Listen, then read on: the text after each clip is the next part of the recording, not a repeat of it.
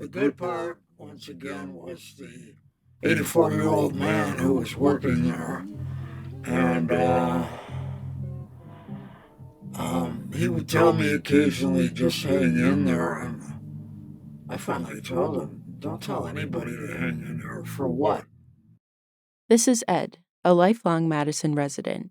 He is asked to remain anonymous, so we've altered his name and voice. Ed is also spoken in episodes 4 and 6. I don't drive anymore at all, really. Do miss it a lot.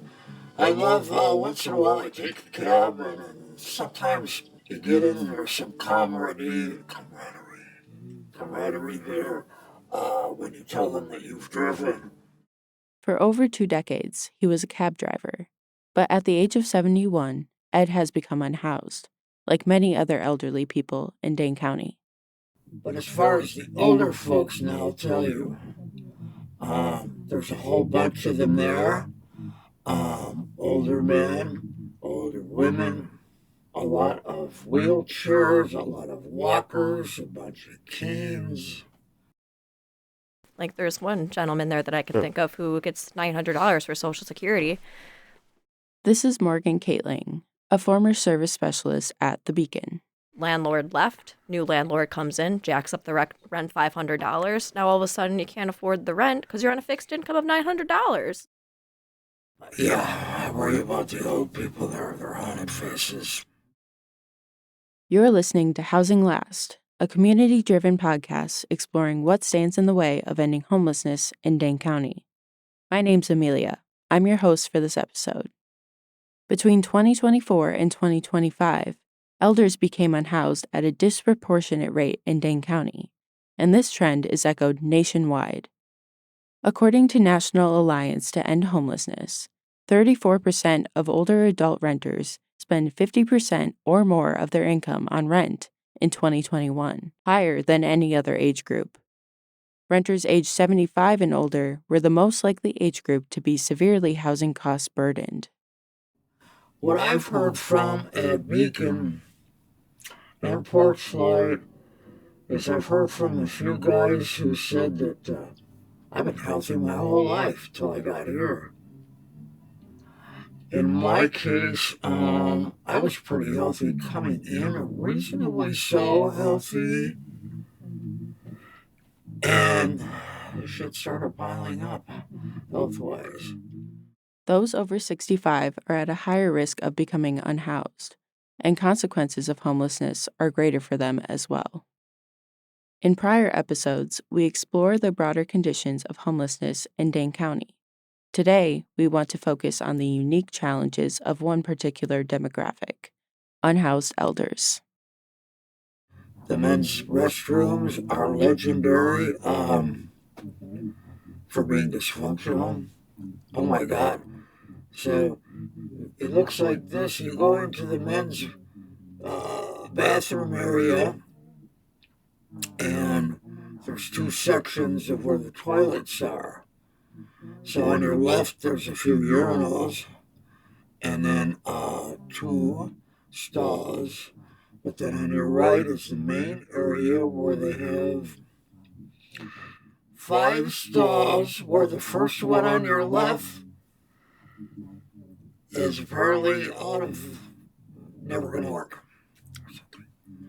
So then there's 4 stalls, and then sometimes you go in there.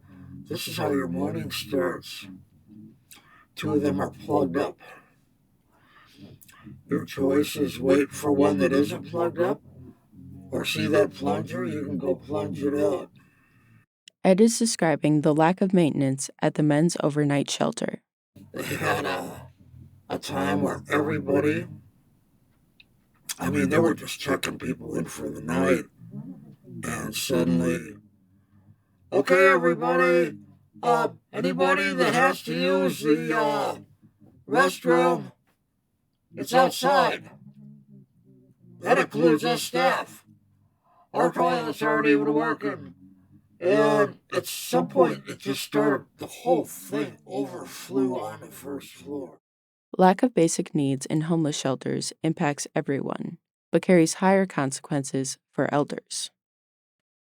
people pee themselves. Myself, I have a bad bladder. I've got a letter from my doctor that says he has to have access to a restroom at all times. It doesn't work that way. You have to stand in line sometimes for 15 minutes just to pee. You wouldn't believe how many times the front handicapped door where you push a button and then the door is open, how many times that just gets effed up like every month. They just can't maintain it regularly so it stays working. Maintenance scarcity within shelter environments tends to be chronic and compounds into a systemic lack of hygiene. For about 8 months now, and I'm not the only one by a long shot, I have been subject to a bacterial infection of your breathing. What would that be? I had this for 8 months running. I've complained to my primary doctor, her nurses, a couple others. And you know what I heard from them? Oh, this is a seasonal thing. It happens every time this year. And I go, oh, really? When does it happen for 8 months in a row? And it's got hundreds of people sick at these shelters. And they're all coughing their asses out. They're coughing up this icky yellow snot. And for 8 months, I was never sick for anything like 8 months. That's been going around, and it is so bad, my friend. Coughing, nasty, loud, hacking, all throughout the night. Month after month after month after month, I said 8. Elders are more vulnerable to a variety of illnesses, and the unsanitary shelter environments greatly increase the risk of exposure. And this one poor old guy that I know and care about came down with scabies, so he was quarantined. Every time I went to ask him about it, he's kind of hard to talk to. I said to him one day, you know what? I'm 71 degrees and I feel like I'm going on 80. And he says, well, I'm 63 years old and I feel like I'm going on 80. And he almost looks like 80 already. I don't know. Unhoused elders are more vulnerable physically. Socially, they encounter additional challenges as well. What bothers me the most about the old folks, not just that I'm one of them now, it's that it's this crazy little thing called ageism. It's very rampant. It's one of the sick things about our society right now is ageism. In the U.S., elderly people are often viewed as draining, unproductive, and otherwise burdening to society. But only 4% of people 65 and older live in nursing homes, and most tend to be independent. Elders are more often caregivers than care receivers, but stigmatization leads to negative self-perception. If they have a disability, they don't want to talk about it because they're embarrassed about it, or something may not seem important to them. This is Lindbergh, former community liaison at The Beacon, and the founder of Dane County Homeless Justice Initiative. You can find them on Instagram. They were sleeping outside and maybe got ran over. Someone ran over their foot. That's something that could easily happen to someone who's homeless. Or they could be injured in some way. It happens all the time. Or they caught a really, really bad case of pneumonia because they were sleeping outside. It was freezing. It started raining. They were caught in that for hours and hours and hours. Had nowhere to go. Or they are incontinent. He was in a wheelchair and he had open wounds all over his legs and feet. He was not a citizen, so he was afraid to get medical attention. He refused the hospitals. We've tried to get them out there multiple times to look at him, refused every time. And it was getting to the point where it was so bad, losing his legs was kind of inevitable. And we're just sitting here watching it just happen and deteriorate and deteriorate and deteriorate. try to get adult protective services involved, and they're like, well, have you tried to call an ambulance? And it's like, well, yeah, because of like the mental block, he won't go. They move too slowly. They're in our way. Why don't they just die? That's kind of the theory out there. That's the what goes through the air. External and internalized ageism causes unhoused elders to struggle with self-esteem. This stigmatization pairs with vulnerability and predisposes unhoused elders to exploitation. This isn't a place where they'll steal your water bottle. They'll steal everything. This is why I only have one set of clothes. I've got a nickname for those places, which is Theft Central. We've been working extensively on safety measures. We now have, prior to the pandemic, we never employed a security guard before. Like, we have tons of new measures that we've never had before in shelter. This is Carla Thens, Executive Director of Porchlight Incorporated. We have a security guard that wands everybody when they come in, searches bags for weapons. We have every location of the shelter, minus bathrooms, are security cameras that the shelter can watch live or make recordings for the police. Shelters are continuously improving their safety measures. But for a highly vulnerable and stigmatized population like unhoused elders, even minor safety violations can be deadly. I'm legally blind, but I see kind of good still. And, you have to dodge people left and right in those places. It's unbelievable. People just come out of nowhere, come right at you. They're not even looking. But as far as the oldsters, I'm very worried about them. And there's this old guy. He was in a chair. On the back of his chair, he has a sign that says, "Stop the abuse of elderly and handicapped." This is where I would like to be wrong. It's a question of time before somebody actually gets murdered at one of these places or maimed and in a coma for a long time. What they've got there, this is why it's not safe. They've got these security guards there who are unarmed, questionable whether or not they can subdue a big, dangerous man. There's a whole bunch of them. It isn't safe. If you're a big, strong guy or woman and you can beat somebody up at any given time, maybe you feel safe.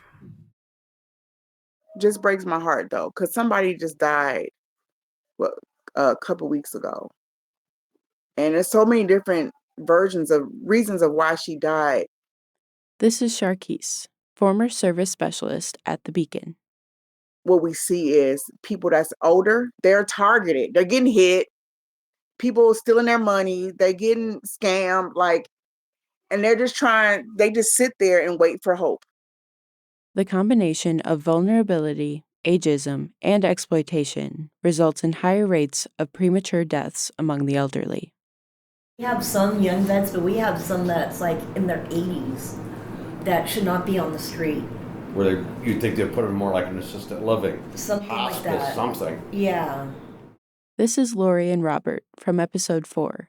They both are unhoused elders. I just watched 2 vets personally die in front of me over at the nighttime shelter, just right before Christmas. I have been a guest at the Beacon and the men's shelter for just about a year now, and I'm embarrassed to say that because it's been so long and people wonder, well, what's going wrong with you and how come you didn't get housing yet and blah, blah, blah. And, well, there are some reasons about that. The uniquely challenging circumstances of homelessness push unhoused elders toward despair. They don't trust a lot of people. They've been screwed by the system time and time again. Homeless, nobody really seems to be active and wanting to care about it. So they just sit there and they're just like, well, I guess this is it now. And they just get complacent because they don't feel like help is coming. They don't feel like anybody cares enough to help them. And it's like, it's not not the case with like the staff and everything happening at the Beacon, but I mean, they've just fallen through every crack society has to offer. Now they're at the rock bottom, and it's so hard to claw yourself up from that, especially when you're in a state where you're depressed. Without adequate safety nets, hopelessness leads to chronic homelessness. You can sense people right away, not just by reading their faces, but when you read some of these people's faces, just look at them for 1 second. They're haunted. They're these beat up old guys in chairs or with walkers, and they probably think this is how I'm going to die. Unhoused elders face complex challenges, but homelessness only becomes overwhelming with a lack of adequate support, and that is the case for Dane County. Our next episode, which we'll release next week, will explore the systemic scarcity of safety nets for unhoused elders. I was your host today, Amelia Geis. Thank you for listening.